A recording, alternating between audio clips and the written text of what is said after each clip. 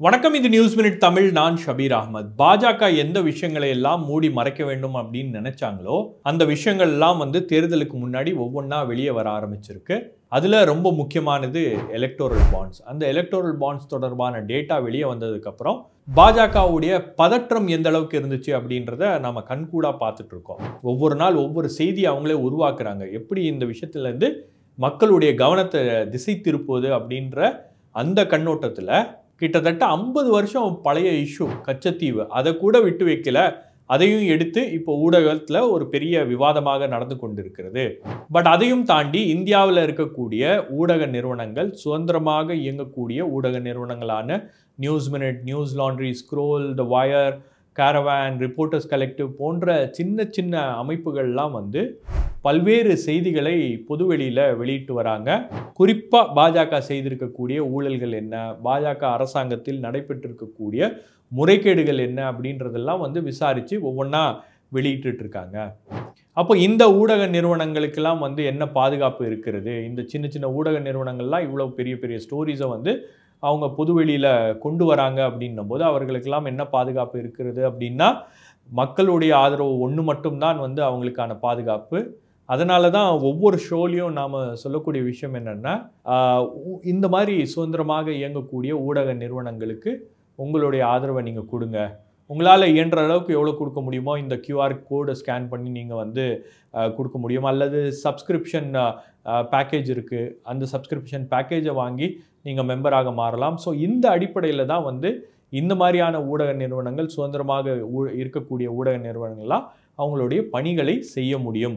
So அந்த அடிப்படையில் தான் பார்த்தீங்கன்னா இன்றைக்கி ஒரு பெரிய மீடியா ஹவுஸ், அதாவது இந்தியன் எக்ஸ்பிரஸ் என்ற டெல்லியில் இருக்கக்கூடிய ஒரு பெரிய மீடியா ஹவுஸ் ஒரு ஸ்டோரியை அவங்க பிரேக் பண்ணியிருக்காங்க. அந்த ஸ்டோரியை பார்த்திங்கன்னா நாம் இவ்வளவு நாட்கள் இவ்வளவு ஆண்டுகள் பேசி கொண்டிருந்த ஒரு ஸ்டோரி தான். பல்வேறு அரசியல் கட்சி தலைவர்களும் அதை பற்றி பேசியிருக்கிறார்கள். நாமளே நியூஸ் மினிட் தமிழில் பல நாட்கள் இந்த ரெஃபரன்சஸ் எல்லாம் மேற்கோள் காட்டி நாம் பேசியிருக்கிறோம். எப்படி காங்கிரஸ் கட்சியோ அல்லது சிவசேனா கட்சியோ அல்லது மற்ற கட்சிகள்லேருந்து ஊழல் செய்திருக்கக்கூடிய அந்த தலைவர்கள் பாஜகவில் போய் இணைஞ்சிட்டாங்கன்னா அவர்கள் புனிதமானவர்களாக மாறிவிடுகிறார்கள். அவர்கள் எப்படி அவங்க மீது இருக்கக்கூடிய வழக்குகள்லாம் மாயமாக மறைந்து விடுகிறது. அவங்க வீட்டில் ரெய்ட் நடந்திருக்கலாம், அவங்கள இடி கைது பண்ணியிருக்கலாம், CBI கைது பண்ணியிருக்கலாம், இல்லை என்ஃபோர்ஸ்மெண்ட் இன்கம் டேக்ஸ் டிபார்ட்மெண்ட் ஏதோ ஒரு விசாரணை வளையத்துக்குள்ளே அவங்கள வைத்திருக்கலாம். ஆனால் அவர்கள் பாஜகவில் சேர்ந்தாங்க அப்படின்னோடனே திடீரென்று அவர்கள் மீதான அந்த வழக்குகள்லாம் காணாமல் போயிடுது. அவர்கள் மீதான அந்த நடவடிக்கை எல்லாம் என்ன ஆச்சு அப்படின்றது வெளியே யாருக்கும் தெரியாத அளவுக்கு அது மாயமாக மறைந்து விடுகிறது அப்படின்ற விஷயங்கள்லாம் நம்ம பொதுவாக பேசியிருக்கோம். ஸோ இந்தியன் எக்ஸ்பிரஸ் பண்ணியிருக்கக்கூடிய ஒரு செய்தி என்ன அப்படின்னு பார்த்தீங்கன்னா, 2014ஆம் ஆண்டு முதல் 25 ஆப்போசிஷன் பார்ட்டிஸில் இருக்கக்கூடிய 25 முக்கியமான தலைவர்கள்லாம் பாஜகவில் இணைந்திருக்கிறார்கள். அதில் 23 பேருக்கு ஏதோ ஒரு வகையில் அவர்கள் மீதான அந்த விசாரணை அப்படின்றது முற்றிலுமாக நிறுத்தி வைக்கப்பட்டிருக்கோ அல்லது அந்த விசாரணையில் எந்த விதமான ஒரு முன்னேற்றமும் இல்லாமல் இருக்கிறது அப்படின்ற அந்த செய்தியை அந்த கேஸ் ஸ்டடீஸாக அவங்க அதை வெளியிட்டிருக்காங்க. ஒரு பெரிய லிஸ்ட்டு தான். 25 லீடர்ஸ் அப்படின்னு பார்த்தீங்கன்னா அவர்கள் மீது எவ்வளவு ஊழல் குற்றச்சாட்டுகள் இருக்கும், எவ்வளவு கோடி ரூபாய்க்கான ஊழல் குற்றச்சாட்டுகள்லாம் இருக்கிறது. இந்த ஊழல்வாதிகளை எல்லாம் நான் சிறையில் அடைப்பேன் அப்படின்னு சொல்லிட்டு தான் பிரதமர் நரேந்திர மோடி ஆட்சிக்கு வந்தார். ஆட்சிக்கு வந்த உடனே அந்த ஊழல்வாதிகள் சிறைக்கு போனாங்களோ இல்லையோ பாஜகவில் போய் ஐக்கியமாயிட்டாங்க அப்படின்றது தான் இன்னைக்கு அவருடைய ஒரு மிகப்பெரிய சாதனையாக இருக்கிறது. ஸோ 2-3 தலைவர்களுடைய கேசஸில் பார்த்தீங்கன்னா அவங்க மீதான அந்த வழக்குகள்லாம் க்ளோஸ் பண்ணிட்டாங்க, முடித்து வைக்கப்பட்டிருக்கிறது. அப்போ எலக்டோரல் பாண்ட்ஸில் என்ன மாதிரியான ஒரு ஊழல் நடந்திருக்கு அப்படின்றத நாம் ஒரு சீரீஸ் ஆஃப் வீடியோஸ் நம்ம வெளியிட்டிருக்கோம். லாஸ்ட் வீக் பண்ண ஏன் என்ற கேள்வி எபிசோடும் நீங்கள் மறக்காமல் பாருங்கள். ஏன்னா அந்த எபிசோடில் முழுமையாக தொகுத்து எந்த அளவுக்கு இந்த எலக்டோரல் பாண்ட் ஸ்கீம் என்பது ஒரு ஊழல், ஒரு இமாலய ஊழல் அப்படின்றத நான் விளக்கியிருக்கேன். அது மட்டும் இல்லாமல் அந்த எலக்டோரல் பாண்ட் ஸ்கீமில் ஏன் விசாரணை நடத்தப்பட வேண்டும், விசாரணை நடத்தினாங்கன்னா அதில் இருக்கக்கூடிய பல்வேறு விஷயங்கள் வெளியே வரும் அப்படின்றதையும் நான் குறிப்பிட்டிருக்கேன்.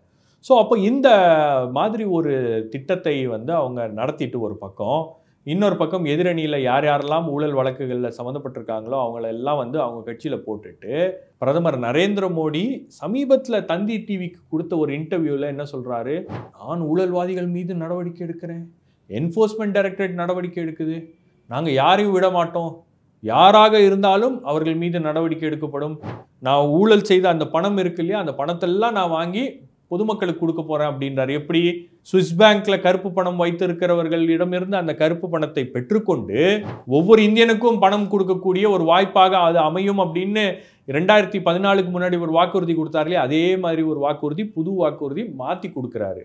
இன்னொரு பக்கம் இதெல்லாம் வந்து பொறுத்துக்கவே முடியல.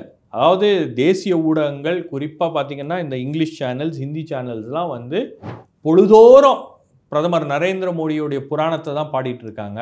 ஒரு பக்கம் அதை செய்து கொண்டிருக்கும் போது இன்னொரு பக்கம் வந்து அவங்க அந்த இந்து முஸ்லீம் விரோதத்தை வந்து விதைக்கிறார்கள்.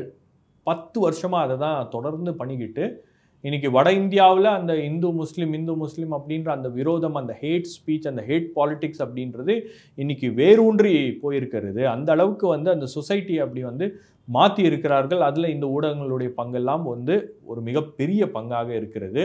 அந்த ஊடக நிறுவனங்கள் எல்லாம் வந்து இங்கிலீஷ் மீடியாவில் ஒர்க் பண்ணியிருக்கிறதுனால எனக்கு தெரியும் எந்த அளவுக்கு ஒரு பாதிப்பை அவர்கள் ஏற்படுத்தி இருக்கிறார்கள் இந்த சமூகத்துக்கு. அவங்க ஜேர்னலிசம் அப்படின்ற பெயரில் இந்த சமூகத்தை வந்து எந்த அளவுக்கு நாசமாக்கி இருக்கிறார்கள் அப்படின்றதும் வந்து நம்மளால் கண்கூடாக பார்க்க முடியுது. அந்த மாதிரி ஊடக நிறுவனங்களே இன்னைக்கு வந்து கேள்விகளை எழுப்பக்கூடிய ஒரு கட்டாயத்துக்கு தள்ளப்பட்டிருக்கிறார்கள். அந்த அளவுக்கு வந்து இந்த ஊழல் அப்படின்றது இன்னைக்கு பாஜக அரசாங்கத்தில் நடந்திருக்கு. நாவிகா குமார் ஃபினான்ஸ் மினிஸ்டர் நிர்மலா சீதாராமனை பார்த்து கேட்குறாங்க, இந்த மாதிரி ஊழல் செய்தவர்கள்லாம் உங்கள் கட்சியில் வந்து நீங்கள் யார் வந்தாலும் சேர்த்துக்கிறீங்களே அப்படின்னா, ஆமாம் அப்படி தான் சேர்த்துப்போம், அது கட்சி எடுக்கக்கூடிய ஒரு முடிவு, யாராக இருந்தாலும் நாங்கள் வரவேற்போம் அப்படின்ற மாதிரி மொட்டையாக பதில் சொல்கிறாங்க. இன்னொரு பக்கம் வந்து பிரதமர் நரேந்திர மோடி நாங்கள் ஊழல்வாதிகளை நடவடிக்கை எடுப்போம், நாங்கள் விடமாட்டோம் அப்படின்னு பேசுகிறாரு. அப்போ நடவடிக்கை யார் மீது எடுப்பீங்க, அவங்க கட்சிக்காரங்க மீது எடுப்பீங்களா அப்படின்றது தான் இங்கே இருக்கக்கூடிய கேள்வி. பாஜகவில் சேர்ந்திருக்கக்கூடிய லீடர்ஸில் பார்த்தீங்கன்னா 10 பேர் காங்கிரஸ் கட்சியை சேர்ந்தவங்க, அதுக்கப்புறம் 4 பேர் வந்து என்சிபி, அதுக்கப்புறம் 4 பேர் சிவசேனாவிலேருந்து, அப்புறம் 3 பேர் வந்து திரிணாமுல் காங்கிரஸ் கட்சி, மம்தா பானர்ஜியுடைய கட்சியிலேருந்து வந்திருக்காங்க, அப்புறம் 2 பேர் வந்து டிடிபிலேருந்து வந்திருக்காங்க, அதுக்கப்புறம் வந்து சமாஜ்வாதி பார்ட்டி முலாயம் சிங் யாதவ், அகிலேஷ் யாதவ் உடைய சமாஜ்வாதி கட்சியிலேருந்து ஒருத்தரும், அதே போல் ஒய்எஸ்ஆர்சிபிலேருந்து ஒரு தலைவர் ஜெகன்மோகன் ரெட்டி உடைய ஒய்எஸ்ஆர்சிபிலேருந்து ஒரு தலைவர் போயிருக்காங்க. ஸோ கிட்டத்தட்ட இவ்வளவு பேர் போய் அந்த கட்சியில் சேர்ந்திருக்கிறார்கள். இதில் வந்து அஜித் பவார் அண்ட் பிரஃபுல் பட்டேல் மீது இருக்கக்கூடிய அந்த பெரிய வழக்குகள் இருக்கு இல்லையா, அந்த வழக்குகள்லாம் வந்து க்ளோஸ் பண்ணிட்டாங்க, முடித்து வைக்கப்படுகிறது. ஏன்னா அந்த அவங்க பாஜகவில் சேர்ந்தாங்க அப்படின்ற ஒரு சில நாட்களில் அந்த கேஸஸ்லாம் வந்து முடித்து வைக்கப்படுகிறது. சட்டப்படி அது வந்து க்ளோஷர் ரிப்போர்ட்டை அவங்க ஃபைல் பண்ணிடுறாங்க. ஆனால் மற்றவர்களுக்கெல்லாம் வந்து அவர்கள் மீதான அந்த கேஸ் அப்படியே ஓப்பனாக இருக்குது. ஆனால் அதில் எந்த விதமான ஒரு நடவடிக்கையும் இல்லை. நீங்கள் இடி கிட்ட போய் கேட்டோன்னா இடி என்ன சொல்கிறாங்க, இல்லை நாங்கள் வந்து அந்த கேஸை வந்து லோக்கல் போலீஸ் ஃபைல் பண்ணுற எஃப்ஐஆரோ அல்லது மற்றவர்கள் ஃபைல் பண்ணுற எஃப்ஐஆர் மீது தான் வந்து நாம் அந்த வழக்கை போடுறோம். அப்போ அந்த எஃப்ஐஆர் ப்ரெடிகேட் அஃபென்ஸ் அதை க்ளோஸ் பண்ணிட்டாங்க அப்படின்னா, அந்த பேசிக் கேஸே வந்து லோக்கல் போலீஸ் க்ளோஸ் பண்ணிட்டாங்க அப்படின்னா இடி கேஸ் வந்து அதுக்கப்புறம் வந்து செல்லுபடி ஆகாது, அதனால் அதில் ப்ரொசீட் பண்ண முடியாது அப்படின்னு சொல்லிட்டு அவங்க தப்பிச்சுக்கிறாங்க. அப்புறம் சிபிஐயில் வந்து ஏன் வந்து இந்த வழக்குகள்லாம் வந்து எந்த விதமான ஒரு முன்னேற்றமும் இல்லை அப்படின்னு இந்தியன் எக்ஸ்பிரஸ் தொடர்பு கொண்டு கேட்கும்போது சிபிஐ அதிகாரிகள் வந்து டைரெக்டாக பேச மறுத்துட்டாங்க. பட் உங்களுக்கு பார்த்தீங்கன்னா அவங்க சொல்லியிருக்கக்கூடிய விளக்கம் என்னென்னா, அவர்கள் மீது அந்த நடவடிக்கைகள்லாம் வந்து அப்படியே இருக்குது, அவர்கள் மீதான அந்த எவிடன்ஸை நாங்கள் கேதர் பண்ணிகிட்டு இருக்கோம், எப்போ எங்களுக்கு இன்னும் கான்கிரீட் எவிடன்ஸ் கிடைக்குதோ அப்போ அந்த நடவடிக்கை என்பது எடுக்கப்படும் அப்படின்ற மாதிரி அவங்களும் வந்து பட்டும் படாமலும் ஒரு பதிலை சொல்லுகிறார்கள். அப்போ இந்த பிஜேபி வாஷிங் மிஷின் அப்படின்ற ஒரு விஷயம் அப்படின்றது பெரிய அளவுக்கு வட இந்தியாவில் அது ஒரு பிரச்சாரமாக இருக்கிறது. அதே போல் சவுத் இந்தியாவில் தெலுங்கானாவில் அதை ஒரு மிகப்பெரிய பிரச்சாரமாக கேசிஆர் கொண்டு வந்தார். BJP washing powder, BJP washing machine அப்படின்னு அவர் தான் ஆரம்பித்து வச்சார்.